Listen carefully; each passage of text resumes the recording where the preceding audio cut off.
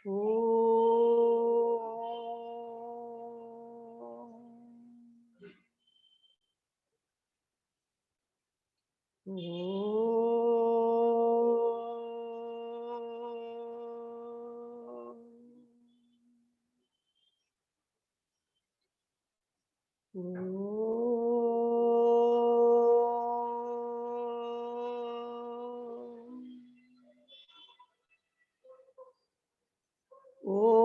सहना भवतु सहनौ भुनक्तु सह वीर्यं करवावहै तेजस्विनावधीतमस्तु मा विद्विषावहै।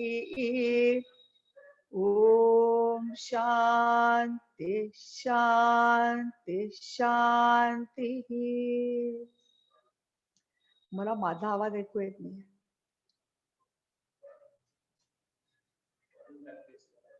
काढू का?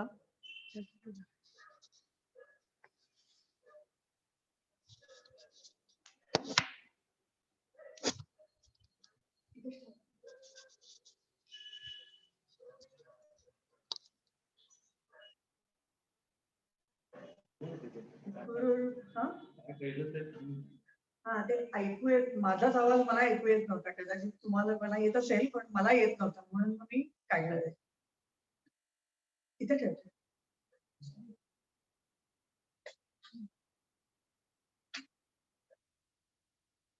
गुरुर्ब्रह्मा गुरुर्विष्णू गुरुर्देवो महेश्वरः गुरुरेव परब्रह्म तस्मै श्री गुरवे नमः। सच्चिदानन्दरूपाय विश्वोत्पत्त्यादिहेतवे तापत्रय विनाशाय श्रीकृष्णाय वयं नमः। श्रीकृष्णाय वयं नमः। निशा ऐकू येत आहे ना? नसेल ऐकू येत तर सांग, येत असेल तर ओके.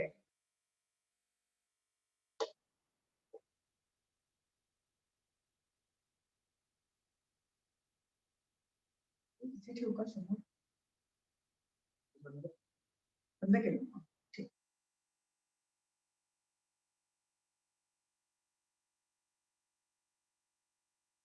हरिओम। कल हम लोगों ने 15वां अध्याय देखा, जो विशेष रूप से संपूर्ण गीता में जो ज्ञान बताया गया है उसका सार था। हर एक चीज 15वें अध्याय में आ गई है। अब जो विषय पहले पहले बताए गए उसमें से कुछ विषयों पर अधिक प्रकाश डालने के लिए ये आगे के 3 अध्याय हैं। तो यह जो 16वां अध्याय है उसका विषय है दैवासुर संपद विभाग योग, ऐसा उसका नाम है। यानी क्या?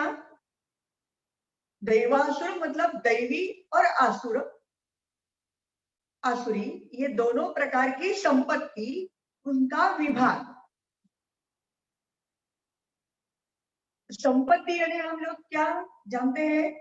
संपत्ति यानी सिर्फ रुपए पैसे, सोना रत्न वगैरह, इस प्रकार से प्रॉपर्टी। लेकिन यहाँ पर गीता जी में जिस संपत्ति का निर्देश किया गया है वह इससे एकदम अलग है।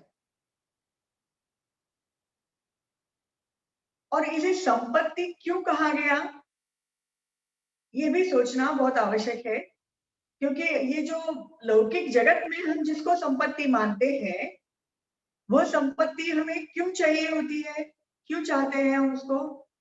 क्योंकि इस संपत्ति से हमें सुख मिले, ऐसा ही तो मानते हैं ना हम लोग, इसीलिए संपत्ति प्राप्त करना चाहते हैं। लेकिन क्या यह जरूरी है कि यह संपत्ति प्राप्त होने के बाद हम लोग अवश्य सुखी होते हैं? नहीं। अनुभव हमारा ऐसा है, ऐसे उदाहरण देखते हैं हम लोग, या हर एक का भी यह अनुभव हो सकता है कि संपत्ति और सुख ये ऐसे डायरेक्टली रिलेटेड बिल्कुल नहीं है।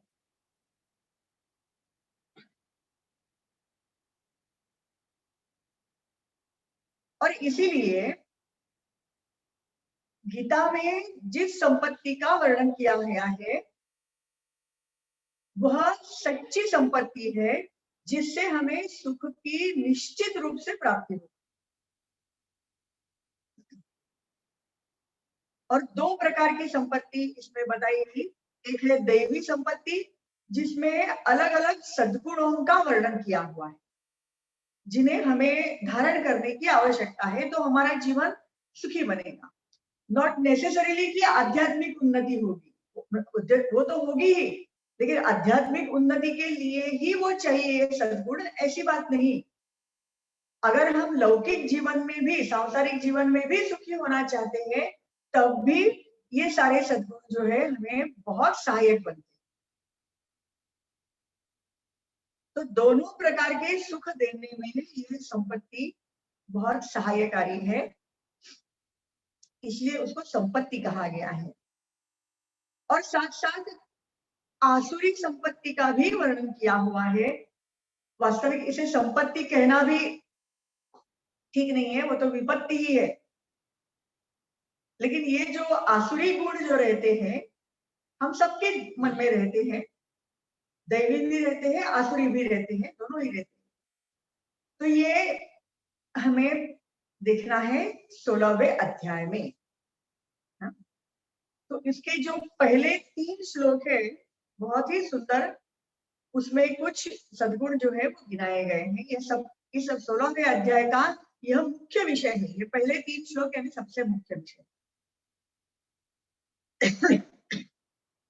तो बताते हैं, अभयम सत्व संशुद्धि ज्ञान योग व्यवस्थिति दानम दमश्च यज्ञश्च स्वाध्यायस्तप आर्जवम् अहिंसा सत्यम क्रोधः त्यागः शान्तिरपैशुनम् दया भूतेष्वलोलुप्त्वम् मार्दवम् वीरचापलम् तेजः क्षमा धृतिः शौचम् अद्रोहो नातिमानिता भवन्ति संपदं दैवीम् अभिजातस्य भारत।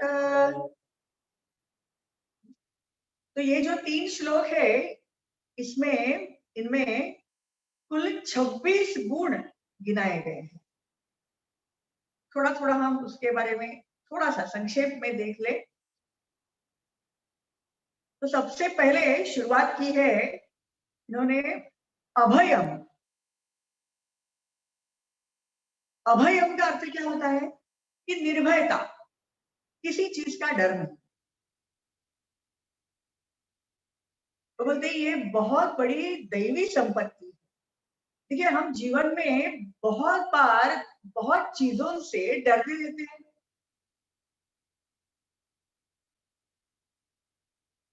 लेकिन ये जो भय है ये अगर हम निकालना चाहते हैं तो उसके लिए किस चीज की आवश्यकता है? तो बोले सत्व संशुद्धि। ये दोनों साथ साथ जाते हैं। अगर मन शुद्ध होगा, अंतःकरण अगर शुद्ध रहेगा, यहाँ पर सत्व शब्द का अर्थ है अंतःकरण, वो अगर शुद्ध होगा तो निर्भयता आ जाएगी। कई बार ऐसे देखा जाता है कि हम बाकी चीजों से तो डरते ही है, लेकिन अच्छे काम करते समय भगवान की पूजा भी हम डर के मारे नहीं करते। प्रेम से कितने करते हैं भगवान का, जो जो भी करते हैं हम अपने घर में, सत्यनारायण की पूजा हो या दूसरे सारे अनुष्ठान हो, उपवास हो, ये छोड़ने से मुझे कुछ गड़बड़ हो जाए या पाप लग जाएगा, हमारे कुल धर्म कुलाचार है, अगर नहीं किए तो कुछ प्रॉब्लम हो जाएगा, संकट आ जाएगा, ऐसा सोच के हम कितना करते हैं और प्रेम से कितना करते हैं, ये सोचने की बात है। तो यहाँ पे भगवान कहते हैं कि जो भी आप चीज करो वो आप भगवान के प्रेम से करो, प्रेम के लिए करो। उनकी प्रसन्नता के लिए करो, डर के मारे नहीं। अच्छा, लेकिन इसका अर्थ ये भी नहीं कि हम गलत काम भी निर्भय होकर करें, ऐसा भी अर्थ नहीं लेना चाहिए उसका।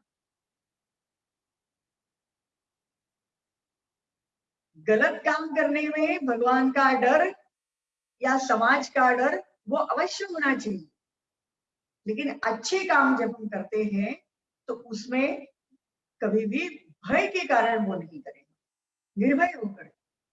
और सच पूछो तो अभय ये शब्द जो है ना, मतलब जो भय लगता है उसका अगर हम कारण खोजेंगे तो वो कहाँ पर पहुंच जाते हैं, जो बोले शास्त्र में बताया द्वितीयाद वही भयम भवति, जहां पर दूसरी चीज आ जाती है वहां पर भय का स्थान उत्पन्न हो जाता है। अगर अद्वैत का अनुभव हो जाए, एक ही तत्व सब में भरा हुआ है, ऐसा अगर अनुभव हो जाए तो भय का कोई कारण ही नहीं रही। तो यहाँ पर ये अभय शब्द जो है इसके भी अर्थ अलग अलग स्तर पे लेना है। एक तो सामान्य स्तर पे निषिद्ध कर्म करने नहीं करेंगे हम लोग, उसमें डरेंगे, लेकिन अच्छे कर्म करते समय भय नहीं रहना चाहिए, ये एक स्तर का अर्थ हो गया। और दूसरे स्तर का अर्थ है कि अद्वैत की प्राप्ति हम करा लें तो सच्चा अभय जो है, निर्भयता जो है वो हमें प्राप्त हो जाएगी।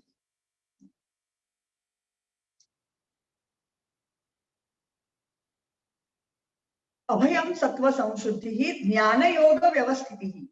तो बोले ये सत्व संशुद्धि अंतःकरण की कैसे प्राप्त होती है, तो जब हम ज्ञान में थोड़े से स्थिर हो जाते हैं। कौन सी किस ज्ञान में? अद्वैत के ज्ञान में। देखिए हम लोग जो ये शास्त्र का अध्ययन करते हैं वो किसके लिए करते हैं? शास्त्र का अध्ययन करने से हमारे भीतर जो द्वैत है वह निकल जाना चाहिए, जो अपने पराये का भेद है वो निकल जाना चाहिए। वो अगर नहीं हुआ और केवल अगर हम लोगों ने नोटबुक में लिख दिया ब्रह्म सत्य जगन मिथ्या, तो ऐसे ज्ञान का कुछ फायदा है क्या?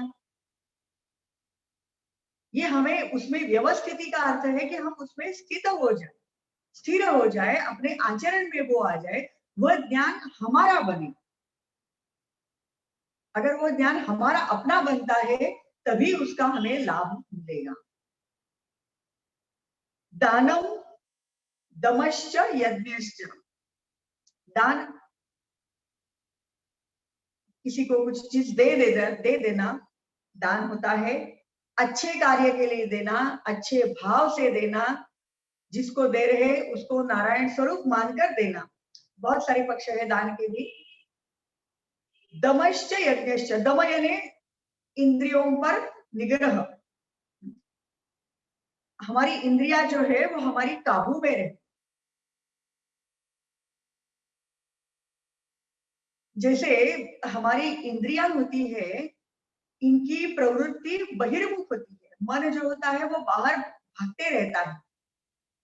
गीता जी में जो रथ का रूपक बनाया गया है ना, भगवान ने डोरी हाथ में पकड़ी हुई है, ये 5 घोड़े मतलब हमारे 5 इंद्रियां हैं, और वो लगाम यानी हाथ में पकड़ा हुआ वो मन रूपी लगाम है। वो भगवान के हाथ में सौंप देना, ये सबसे बढ़िया बात होती है दम को अपनानी। हम भगवान में अपनी सारी इंद्रियों को लगा दे तो वो अपने आप नियंत्रण में रहेगी, इधर उधर भागेगी नहीं विषयों की ओर। यज्ञश्च, यज्ञ यानी जो भी कर्म हम करते हैं उसके द्वारा भगवान की पूजा करना, निस्वार्थ भाव से कुछ कर्म करना, त्याग भावना से कर्म करना, यह सब यज्ञ शब्द का अर्थ है। केवल एक अग्नि प्रज्वलित करके उसमें कुछ घी वगैरह डालते रहना, यही केवल यज्ञ का अर्थ नहीं है।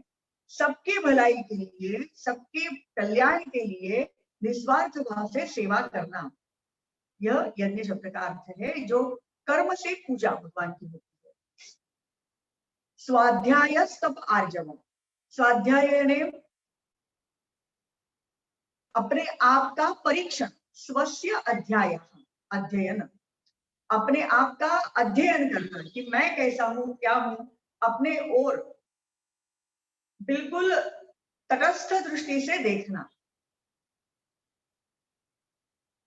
जैसे हम दूसरों की तरफ देखते रहते हैं ना, दूसरों का परीक्षण हम करते हैं कि नहीं करते हैं? यह व्यक्ति कैसा है, अच्छा है, बुरा है, ये बहुत क्रोधी है, ये लोभी है, ये बहुत सज्जन है, ये दुर्जन है। ये जैसे लेवल हम दूसरों को लगाते हैं, वैसे ही अपने आप को लगाने में समर्थ होना, तो बोलते हैं स्वाध्याय। स्वाध्याय करना।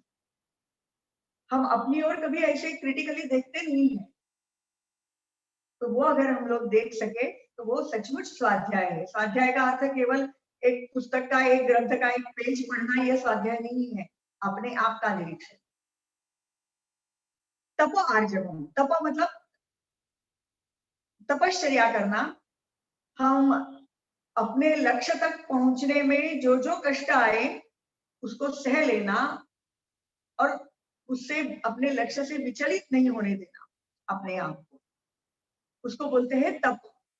तो इसमें थोड़े से कष्ट अपेक्षित है। देहाशक्ति छुड़ानी है तो देह को कष्ट, मन में आ सकता है तो मन के ऊपर संयम करना, ये भी मन को कष्ट देने जैसा है। तो ये सारी चीजें तप में आ जाती है। आर्जवम मन की रुजुता, सरलता, जिसको हम सामान्य भाषा में कहते हैं कि छक्के पंजे, वो नहीं हो मन में, छल कपट नहीं हो, सीधे मन से। देखिए साधना में ये इसलिए आवश्यक है क्योंकि जब हम किसी से कुछ छल कपट करते हैं, कुछ छिपाते हैं, किसी के पीछे कुछ बोलते हैं, कुछ करते हैं, ऐसी जब बातें हमारे मन में होती है तो हमारा मन साधना के लिए उपलब्ध नहीं होता, भारी होता है। लेकिन मन एकदम सरल है, जैसा मन में है, साफ है, सबके प्रति सद्भाव है, अगर ऐसी बात हो तो ये मन हल्का होता है और वो साधना में तुरंत लगता है। इसलिए ये आर्जवम बहुत आवश्यक है। अहिंसा, अहिंसा यानी सब स्तर पे, इसको हम बोलते हैं काया वाचा मने, शरीर से भी किसी को हानि नहीं पहुंचाना, वाणी से भी किसी को दुखाना नहीं, और मन से भी किसी के प्रति दुर्भाव नहीं रखना। तो ये अहिंसा है।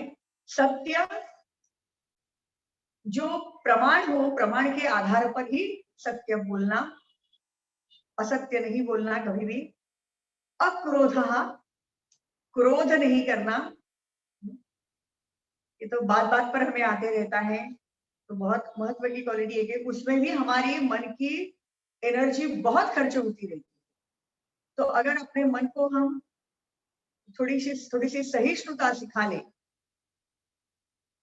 जैसे 14वें अध्याय में हमने देखा कि त्रिगुणों का कॉम्बिनेशन होता है सबका, तो गुणा गुणेषु वर्तन्ते, सब लोग, सब प्राणी अपने अपने गुणों के कॉम्बिनेशन के अनुसार ही व्यवहार करेंगे। तो ये अपने मन को समझाते हुए शांति बनाए रखना, तो बोलते हैं क्रोध।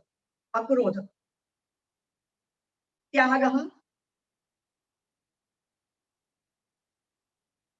त्याग जो उसका अर्थ तो वास्तविक सच पूछो तो अपने मन के विकार जो है उनको त्यागना, ये सबसे बड़ी आवश्यक बात है। घर संसार छोड़ना, नौकरी छोड़ना, ये सेकेंडरी है, वो उसको, उसका भी अपना महत्व है लेकिन वो अलग है। लेकिन एक साधक के लिए सबसे अधिक आवश्यक जो है वो अपने विकारों का त्याग,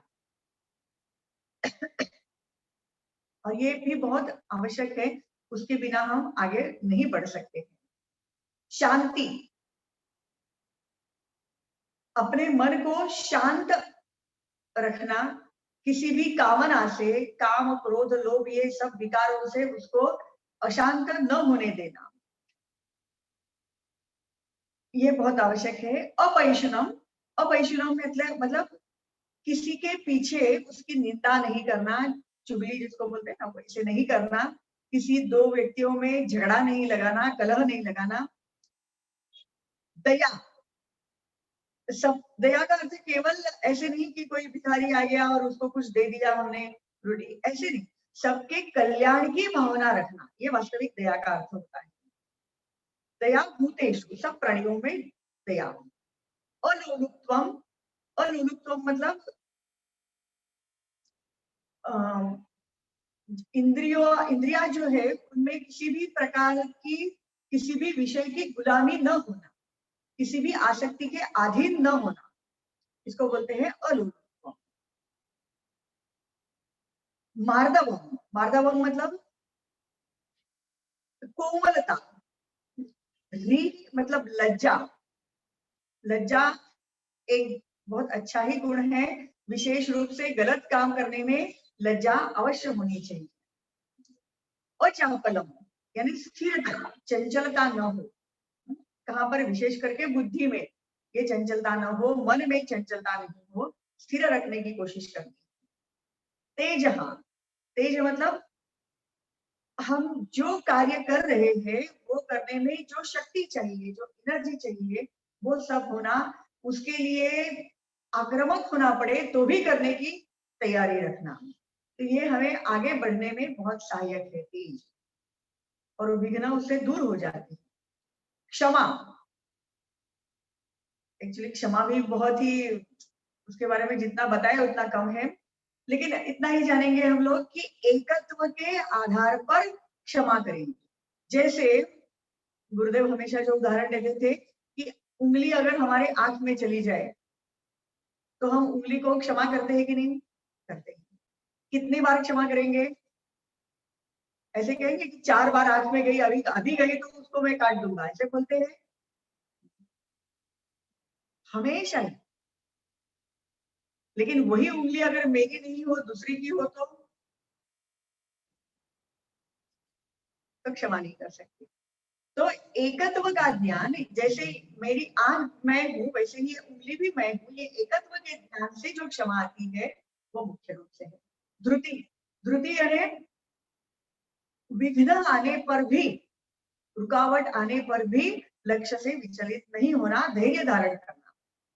शौचम, अंतर्बाह्य शुचिता। अद्रोह, जो माता है, पिता है, गुरु है, मित्र है, इनसे द्रोह कभी नहीं करना, विश्वासघात नहीं करना। न अतिमानिता, बहुत ज्यादा मान न हो, थोड़ा थोड़ा मान होना चाहिए। किसके लिए होना चाहिए? कि हम अपनी जो प्रिंसिपल्स है जीवन में, जिस तत्वों को पकड़े हुए हैं या जो धर्म पकड़े हुए हैं, उसको छोड़ना ना पड़े। ऐसा नहीं हो कि हम जो जैसा हमसे करवाना चाहता है कर ले, हम ऐसा भी नहीं होना चाहिए। हम अपने प्रिंसिपल्स पर अड़े रह सकते हैं, इतना मान रखे, बाकी मान नहीं हो। तो बोले ये सारे जो है भवन्ति संपदम दैवीम अभिजातस्य भारत, तो ये सब जो है ये क्या है? ये दैवी संपत्ति है। फिर अभी बताते हैं आसुरी संपत्ति क्या है। तो बोले आसुरी संपत्ति है दंभो दर्पोभिमानश्च क्रोध पारुष्यमेव च अज्ञानम चाभिजातस्य पार्थ संपदम आसुरी।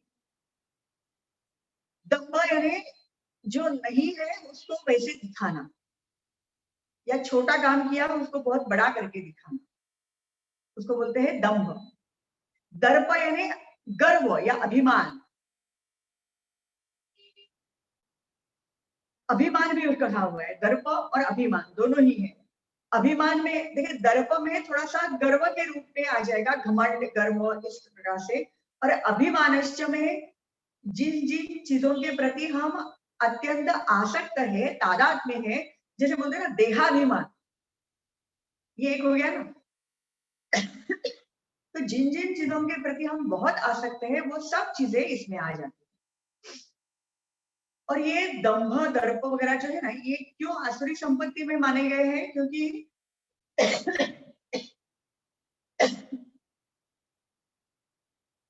ये हमें धर्म का अतिक्रमण करने में भी कभी कभी बाध्य करते हैं।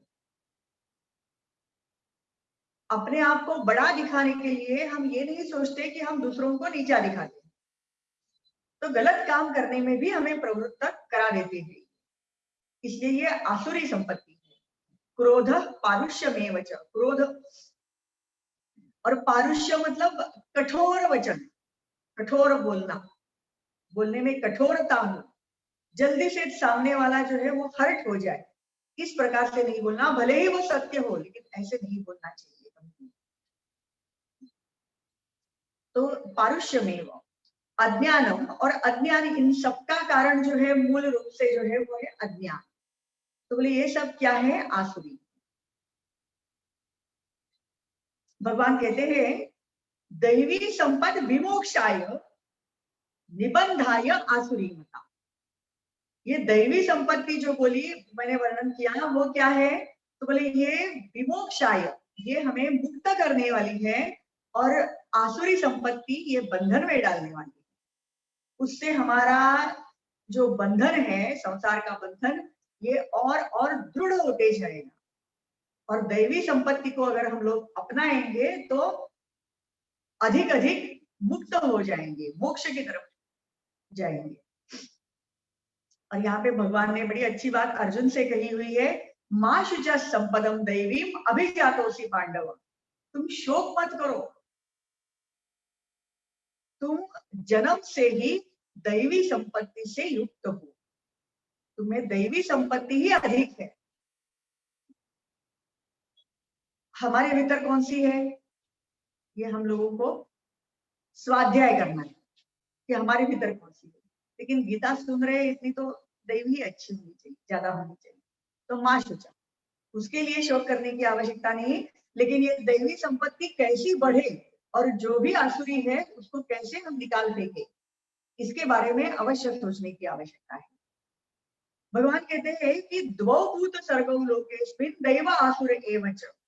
ये अपने ही मन में, इस लोक में, मतलब लोक में तो है ही, बाहर भी हमें देखेंगे तो दोनों प्रकार के लोग मिलते हैं, दैवी संपत्ति वाले, आसुरी संपत्ति वाले। लेकिन साथ साथ हमें ये सोचना है कि हमारे अपना मन, ये भी एक लोक है, इसमें भी ये दोनों रहते हैं, कौरव पांडव दोनों हैं हमारे भीतर। अच्छे गुण भी है और दोष भी है। कुमति सुमति सबके उर रहे, ऐसे तुलसीदास ने कहा हुआ है। तो इसमें से किसको पकड़ना, किसको बढ़ाना और किसका त्याग करना, ये हमारे ऊपर है। चॉइस इज योर्स, ऐसे गुरुदेव बोलते थे। हमें सोचना है क्या कौन सा चॉइस है हमारे पास। लेकिन हमने जैसे देखा कि अगर हम मुक्त होना चाहते हैं संसार बंधन से, सुखी होना चाहते हैं, तो हमें क्या करना पड़ेगा? दैवी संपत्ति को बढ़ाना है ना? आज के टॉपिक का नाम दिया हुआ है श्रीमंत बनो। श्री मतलब संपत्ति, है ना? तो श्रीमंत मतलब इस श्री को धारण करने वाले बनो, तो ही हम सच्चे अर्थ में सुखी हो सकेंगे। इसके बाद भगवान ने कहा कि दैवो विस्तरश प्रोक्तः आसुरम पार्थमेषु। मैंने देवी संपत्ति का तो विस्तार से वर्णन कर दिया, लेकिन आसुरी संपत्ति का मैंने विस्तार से वर्णन नहीं किया हुआ है। एक ही श्लोक में बताया था ना। तो अभी आगे के बहुत सारे श्लोक जो है, मतलब 7वें श्लोक से बहुत, मतलब मेरे ख्याल से 20-21 श्लोक तक भगवान ने, 18-20 तक श्लोकों तक आसुरी संपत्ति का विस्तार से वर्णन किया हुआ है। वो भी हम लोग इतना विस्तार से नहीं देखेंगे।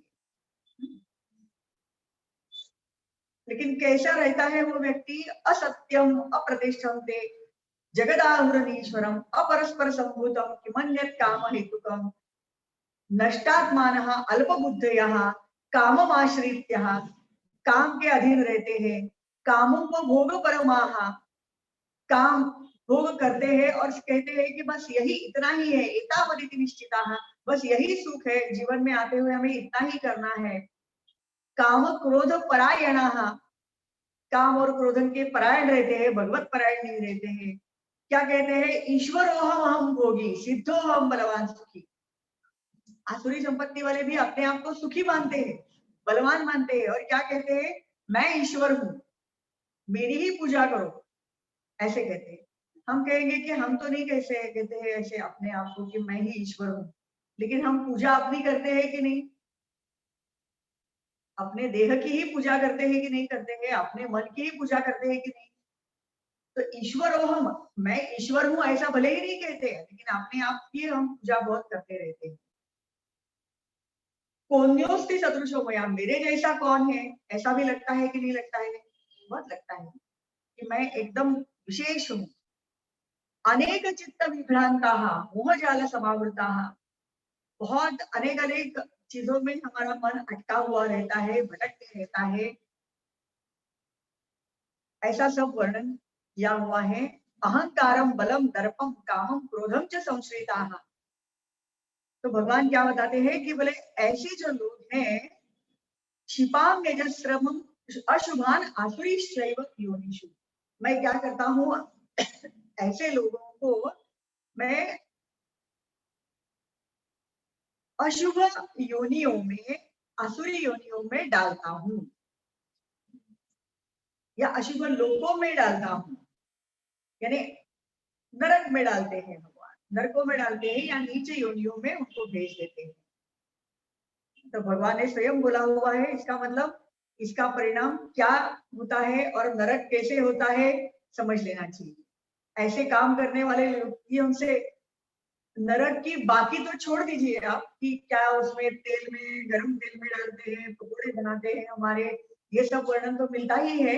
लेकिन आप सिर्फ अगर इतनी बात पर भी सोचेंगे कि गलत गलत काम करने वाले और बहुत दुर्गुण दोषों से भरे हुए लोग अगर नरक में निवास करते हैं, तो ऐसे लोगों के साथ हमें निवास करना पड़ेगा।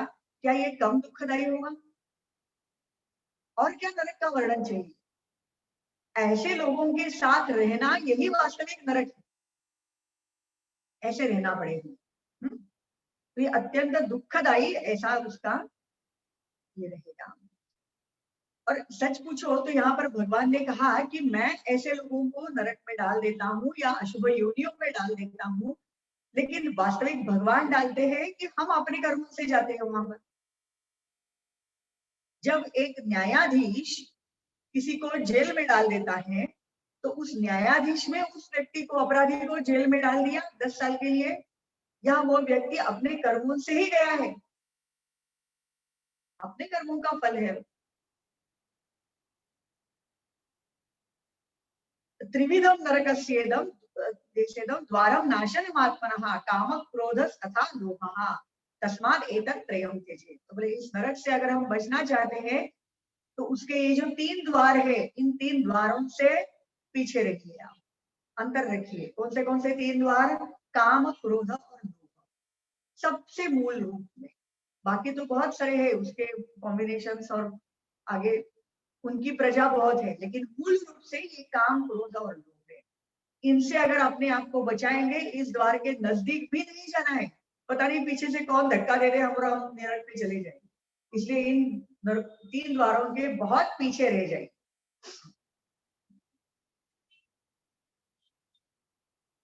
और कैसे रह सकते हैं फिर इनसे बचे कैसे रह सकते हैं हम लोग?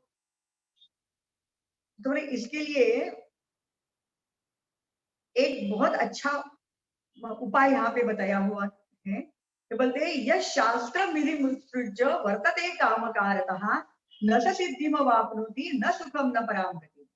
बोले जो लोग शास्त्र छोड़ के वर्तते कामकारतः, शास्त्र में क्या आज्ञा दी हुई है ये नहीं सोचते और अपने इच्छाओं के अनुसार ही कर्म करते रहते हैं, ये लोग ऐसे गति को प्राप्त होते हैं। तो इसका अर्थ क्या हुआ कि अगर हम अपने मन के अनुसार बर्ताव नहीं करेंगे, अपनी इच्छाओं के प्रेरित होकर कर्म नहीं करेंगे और शास्त्र में जैसा बताया हुआ है वैसे करेंगे, शास्त्र की आज्ञा को मानेंगे अगर हम, तो ये तीनों द्वारों से और उसके परिणाम जो है नरक से हम बच जाएंगे, है ना। तस्मात् शास्त्रम प्रमाणम ते कार्याकार्य व्यवस्थितो ज्ञात्वा शास्त्र विधानोक्तम कर्म कर्तुम इहानसि। इसलिए शास्त्रों को ही प्रमाण मानो तो, और शास्त्र में जो बात बताई हुई है वैसे ही कर्म करते चलो। तो वास्तविक देखिए यह जो है, अगर शास्त्र में जो बातें बताई हुई है उसके अनुसार हम अपने जीवन को बनाएं, तो ये दैवी संपत्ति को हम अपने भीतर हृदय में स्थापित कर सकते हैं। और यह लक्ष्मी जो होती है, यह संपत्ति होती है, एक बार हमने उसको धारण कर लिया, पकड़ लिया, तो कभी भी नहीं जाएगी। यह सचमुच अनपगामिनी लक्ष्मी। गुरुदेव का एक बहुत प्रसिद्ध ऐसा वाक्य है, वो कहते हैं कि हम लोगों को जो भी मिला है, whatever we have got is his gift to us, but what we do with what we have got is our gift to him. हमें जो मिला हुआ है वो उसका गिफ्ट है, उसने हमें गिफ्ट दिया हुआ है, लेकिन उसमें से कौन सी चीज को हम बढ़ाएंगे और कौन सी चीजों को निकाल देंगे, यह अगर हम लोग ठीक से सोचे और जो हमारे पास बढ़ाने लायक चीजें हैं उसको बढ़ाते जाए, तो वो हमारी सबसे बड़ी अच्छी गिफ्ट होगी, किसको? भगवान को। तो यह लक्ष्मी, हमारे मन की लक्ष्मी, सद्गुण रूपी संपत्ति जो है वह भगवान के चरणों में निवास करती है, उसको हम भगवान के चरणों में अर्पित कर देंगे। ओम पूर्णमदः पूर्णमिदं पूर्णात् पूर्णमुदच्यते पूर्णस्य पूर्णमादाय पूर्णमेवावशिष्यते। ओम शांति शांति शांति। हरि ओम। श्री गुरुभ्यो नमः। हरि ओम।